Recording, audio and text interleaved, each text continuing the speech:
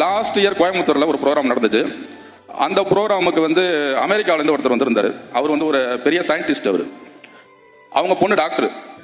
அவருக்கு கிட்டத்தட்ட ஒரு 10 இயர்ஸா வந்து பிபி.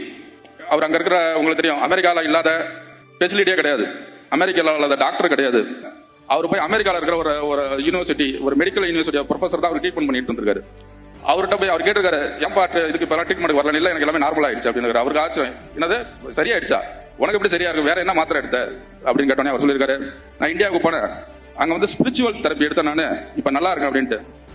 அந்த டாக்டர் ஒரு அமெரிக்கன் ஐயாவை பார்க்கணும் அப்படின்னு அவர் கேட்டுக்கிட்டு இருக்காரு அப்படின்னு சொல்லி அவர் எனக்கு வாட்ஸ்அப்ல மெசேஜ் அனுப்பிச்சிருந்தாரு. ஸோ அப்படி உலகத்தில் உள்ள பெரிய பெரிய ஆளாலே தீர்க்க முடியாத பல பிரச்சனைகளை நம்ம தீர்த்து வச்சவர் வந்து நம்ம ஞானி பிருந்தாவனர் ஐயா.